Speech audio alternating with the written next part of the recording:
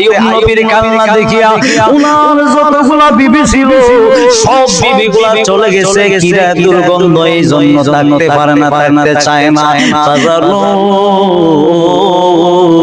লেকিন হযরতে আইয়ুব নবীর স্ত্রী হযরতে রহিমা বিবি উনি কি করলেন বাবার ধৈর্য ধরলেন, এমন ধৈর্য ধরলেন হযরতে আইয়ুব নবীর সর্ব অঙ্গের মধ্যে কিরা ধরলো।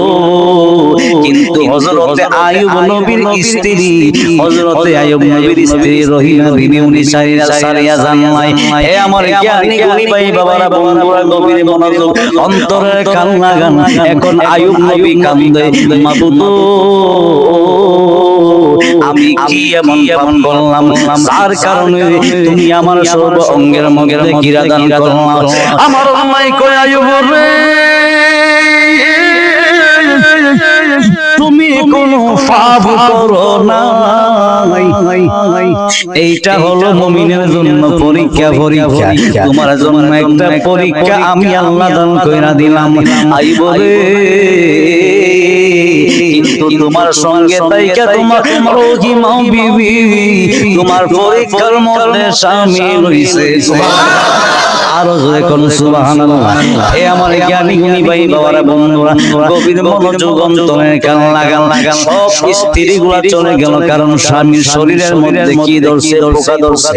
স্বামীর শরীরের মধ্যে গন্ধ লাগে, যার কারণে সমস্ত স্ত্রীগুলা চলে গেলেন। আমার সমাজের মা বোনেরা দেখবেন, যদি স্বামীর সামান্য পরিমাণ অভাব আসে, অভাব আসলে পরে ঘর থেকে পালায়া যায়, স্বামী সাইরা দিয়া যায়, ঠিক কিনা বাবারা? এই জন্য স্ত্রী মা বোনদেরকে আমি বলতে চাই, মারে মা, ও মা তাকায়া দেখো মা কেমন ভাবে হযরতে রহিমা বিবি স্বামীর সেবা যত্ন করে, স্বামীর শরীরের মধ্যে কিরা ধরে রে। রহিমা বিবি ফিরাসাত করে ওনার শরীরের মধ্যে সেবা যত্ন করে। হঠাৎ করে হযরতে আইয়ুব নবীর স্ত্রী তাকায়া দেখলো হযরতে আইয়ুব নবীর পিঠের মধ্যে বড় একটা কীরার গর্ত হয়ে গেছে। শুধুমাত্র ফুঁকে কিলকিল করে হযরতে আইয়ুব নবীর স্ত্রী ডাক দিয়া কয়, স্বামী গো, স্বামী গো, আমি কি আপনার পিঠের মধ্যে একটা চুমু দিতে পারবো? হযরতে আইয়ুব নবী একটা চিৎকার দিয়া কয়, বিবি গো, ও বিবি তুমি কি শুনাইলা, কি বললা? আমার শরীরের মধ্যে মানুষ নাই, আমার কাছেও আসতে চায় না, আর তুমি নাকি আমার